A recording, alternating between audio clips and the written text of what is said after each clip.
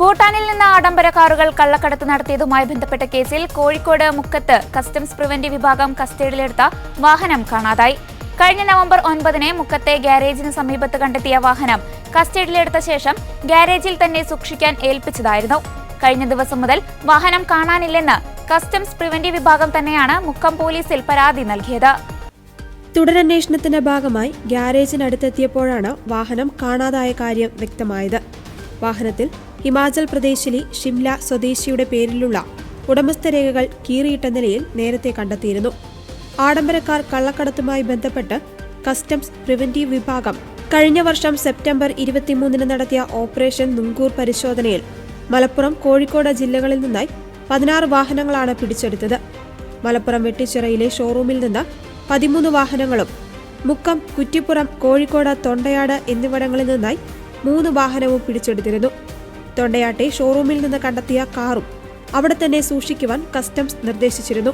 Kochi customs നടത്തിയ operation നുംകോർ പരിശോധനയിലാണ് സമീപകാലത്ത് ഭൂട്ടാനുമായി ബന്ധപ്പെട്ട പുറത്തുവന്ന ഏറ്റവും വലിയ വാഹന കള്ളക്കടത്ത് മറനീക്കിയത്.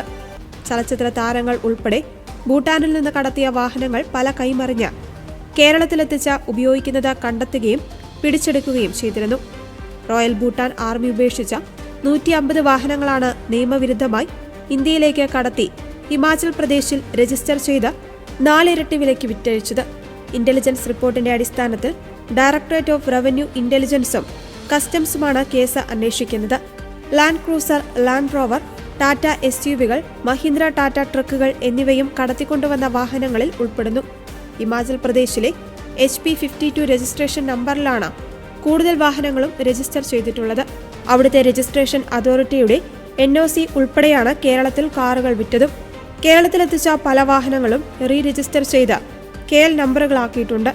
5 ലക്ഷം രൂപയിൽ താഴെ വിലയ്ക്കാണ് ഭൂട്ടാൻ പട്ടാളം വാഹനങ്ങൾ ഒരുമിച്ച് വിറ്റത്.